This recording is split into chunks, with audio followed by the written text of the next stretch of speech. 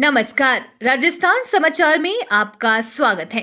पेश है राजस्थान की खास खबरें।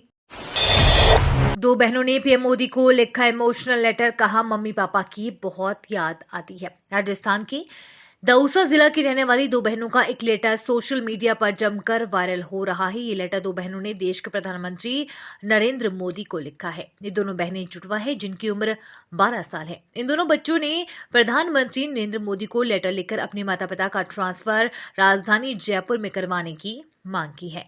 इन दोनों जुड़वा बहनों का नाम अर्चना और अर्चित है। दोनों ने प्रधानमंत्री नरेंद्र मोदी को पत्र लिखते हुए बताया कि उन दोनों के माता पिता नौकरी की वजह से उनसे दूर रहते हैं। उनको माता पिता की बहुत याद आती है, इसलिए दोनों बच्चों ने पीएम मोदी को पत्र लिखकर उनका ट्रांसफर जयपुर करवाने की अपील की है। प्रागपुर युवती दुष्कर्म मामले में अशोक गहलोत पीड़िता से मिले, भजनलाल सरकार को लिया आड़े हाथ। राजस्थान के प्रागपुर में युवती के दुष्कर्म मामले में पीड़िता से मिलने पूर्व सीएम अशोक गहलोत पहुंचे। गहलोत ने जयपुर के एसएमएस अस्पताल में भर्ती रही पीड़िता के स्वास्थ्य और हालात की जानकारी ली, साथ ही इनके परिजनों से मुलाकात कर घटना के बारे में बात की। पूर्व मुख्यमंत्री अशोक गहलोत ने इस मुलाकात के बाद बयान भी दिया। अपने बयान में कहा कि हमारी यहाँ स्थिति अच्छी थी, लेकिन राजस्थान को टारगेट बनाकर बदनाम किया, ये गलत था। घायल पीड़िता के हाल जानने के बाद पूर्व सीएम गहलोत ने राजस्थान के भजनलाल शर्मा की सरकार को आड़े हाथ लेते हुए कहा कि हम पर आरोप लगे, हमने बर्दाश्त कर लिया, लेकिन नई सरकार की प्राथमिकताएं होनी चाहिए थी कि जो सरकार हमारी सरकार पर आरोप लगाए वैसी घटनाओं को दोहराव नई सरकार ना करे। मेरे लिए ये असहनीय है कि आरसीए से वैभव गहलोत का इस्तीफा।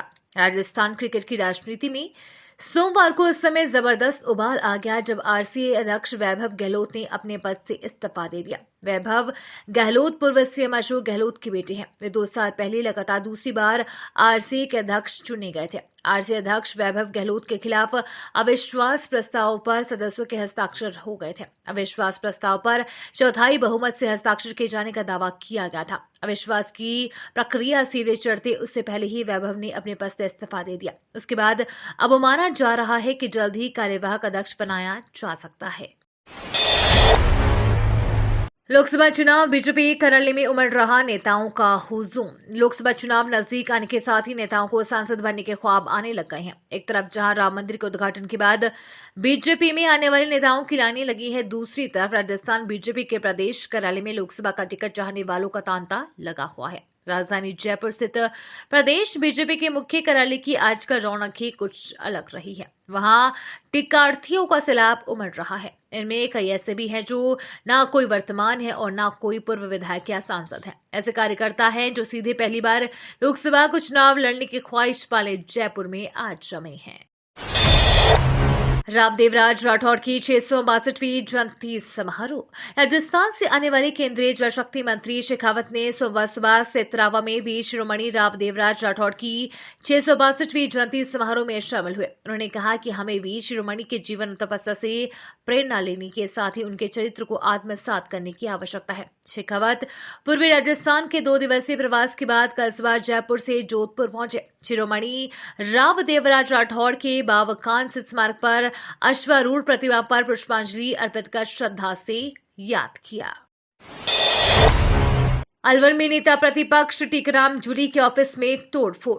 राजस्थान विधानसभा में नेता प्रतिपक्ष टीकाराम जूली के अलवर स्थित मोती डूंगरी कार्यालय के मेन गेट को स्कॉर्पियो सवार 4 युवकों ने टक्कर मारकर तोड़फोड़ दी। दूसरे गेट को भी कार से टक्कर मारकर तोड़ दिया और वहीं खड़े रहे। कार्यालय में मौजूद कर्मचारियों ने टीकाराम जूली को फोन किया। जूली ने तुरंत एसपी को सूचना दी। थोड़ी देर में पुलिस मौके पर पहुंची और स्कॉर्पियो सवार 4 युवकों को हिरासत में लेकर कार को जब्त कर लिया। पुलिस ने 4 आरोपियों की पहचान कर गिरफ्तार कर लिया। आरोपियों ने कहा कि नशे में वारदात को अंजाम दिया है। सीएम भजनलाल शर्मा ने मोदी की इस योजना का जिक्र कर साधे समीकरण। राजस्थान के मुख्यमंत्री भजनलाल शर्मा ने सोमवार को एक कार्यक्रम से लौटते समय बीच रास्ते में रुककर चाय की थड़ी पर आम आदमी की तरह चाय का आनंद लिया। शर्मा ने थड़ी पर मौजूद लोगों से आत्मीयता से बात की। मुख्यमंत्री की सादगी देखकर लोग अभिभूत हो गए। इस दौरान सांसद रामचरण बोहरा भी मुख्यमंत्री के साथ है। मुख्यमंत्री ने कहा है कि प्रधानमंत्री श्री नरेंद्र मोदी द्वारा स्ट्रीट वेंडर को आर्थिक प्रोत्साहन देने के लिए PM street vendor Atmanirbhar Nidhi योजना की शुरुआत की गई है। साथ ही वोकल फॉर लोकल के साथ स्वदेशी उत्पादों को बढ़ावा दिया जा रहा है। सीएम भजनलाल शर्मा पर हमलावर क्यों हुए सचिन पायलट।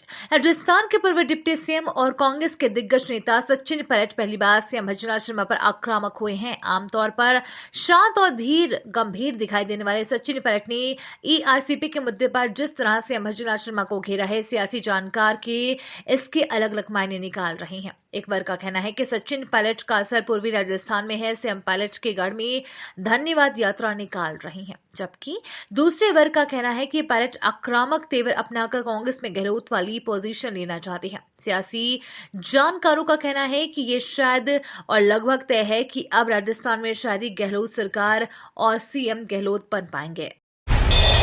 हिजाब विवाद के बाद एक्शन में भजनलाल सरकार। राजस्थान के जोधपुर ग्रामीण जिले के पेपाड़ कस्बे के सरकारी स्कूल में 10 दिन पहले सामने आए अल्पसंख्यक छात्राओं के पहनावे से जुड़े मामले में शिक्षा विभाग ने बड़ी कार्यवाही की है। विभाग ने अतिरिक्त ब्लॉक शिक्षा अधिकारी सहित 3 कर्मचारियों को एपीओ कर दिया है। तीनों का मुख्यालय निदेशालय बीकानेर किया गया है।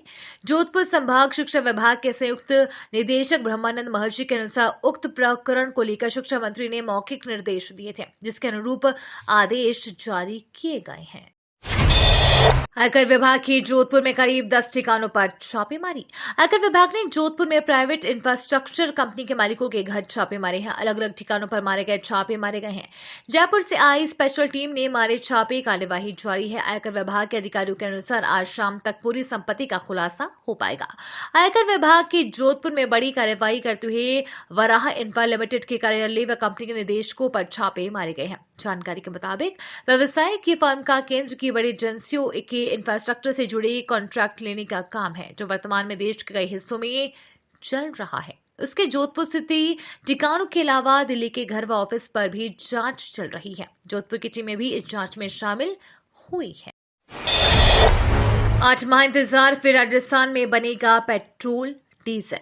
बालोतरा के पचपदरा में रिफाइनरी का चल रहा काम दीपावली से पहले पूरा होगा। इसके लिए मुख्यमंत्री भजनलाल शर्मा ने निर्देश दिए हैं। उन्होंने सोमवार को मुख्यमंत्री कार्यालय में पेट्रोलियम विभाग और हिंदुस्तान पेट्रोलियम कॉर्पोरेशन लिमिटेड के अधिकारियों की बैठक ली। इसमें बताया गया है कि वर्तमान में परियोजना में 4 यूनिट और 7 पैकेजेस में 90% से अधिक कार्य पूरा हो चुका है। मुख्यमंत्री ने काम की समीक्षा के साथ ही एचपीसीएल के अधिकारियों को कहा है कि रिफाइनरी में बनने वाले उत्पादों की बिक्री समयबद्ध रूप से हो, इसके लिए निवेशकों से लॉन्ग टर्म सप्लाई समझौते अभी से किए जाएं। राजस्थान में बदला मौसम, इन जिलों में 1-2 मार्च को तेज हवा के साथ बारिश का अलर्ट। मौसम विभाग के अनुसार 1 मार्च से एक और नया तीव्र पश्चिमी विक्षोभ सक्रिय होने से पश्चिमी राजस्थान व आसपास में एक प्रेरित परिसंचरण तंत्र बनने की संभावना है। इसके प्रभाव से 1-2 मार्च को जोधपुर, बीकानेर, अजमेर, जयपुर व भरतपुर संभाग के कुछ भागों में मेघ गर्जन, आकाशीय बिजली, तेज हवा आदि के साथ राज्य के कुछ भागों में बारिश होने की प्रबल संभावना है। सचिन पायलट ने कहा, सरकार ने सेना भर्ती प्रक्रिया से खिलवाड़ किया। कांग्रेस नेता सचिन पायलट ने सेना भर्ती प्रक्रिया को लेकर बड़ा बयान दिया है। उन्होंने कहा है कि भारत सरकार ने पैसा बचाने के चक्कर में सेना को बर्बाद कर दिया है। अग्निवीर योजना नहीं लानी चाहिए थी। मोदी सरकार ने जल्दबाजी में अग्निवीर योजना लाने का फैसला लिया था। सरकार को इस फैसले को वापस लेना चाहिए। पायलट ने कहा कि सेना में पक्की भर्ती होनी चाहिए। पीएम मोदी ने किया भारत टेक्स 2024 का उद्घाटन। पीएम नरेंद्र मोदी ने नई दिल्ली के भारत मंडपम में आयोजित भारत टेक्स 2024 का उद्घाटन किया। इस मौके पर पीएम मोदी ने कहा कि ये कार्यक्रम अपने आप में बहुत खास है। खास इसलिए क्योंकि ये भारत के 2 सबसे बड़े प्रदर्शनी केंद्रों भारत मंडपम और यशोभूमि में एक साथ आयोजित किया जा रहा है। भारत टेक्स कपड़ा उद्योग से जुड़े वैश्विक स्तर के अब तक के सबसे बड़े कार्यक्रमों में से एक है। भारत ने पानी पर खींच दी लकीर, रोका पाक जा रही रावी का जल। भारत ने आखिरकार पाकिस्तान की ओर जाने वाली पंजाब की 5 बड़ी नदियों में से एक रावी नदी के पानी को रोक दिया है। हिंदुस्तान ने 45 साल से पूरा होने का इंतजार कर रहे बांध का निर्माण कर रावी नदी से पाकिस्तान की ओर जाने वाले पानी को रोका है। पाकिस्तान इसका विरोध भी नहीं कर सकता, क्योंकि विश्व बैंक की देखरेख में 1960 में हुई सिंधु जल संधि के तहत रावी के पानी पर भारत का विशेष अधिकार है।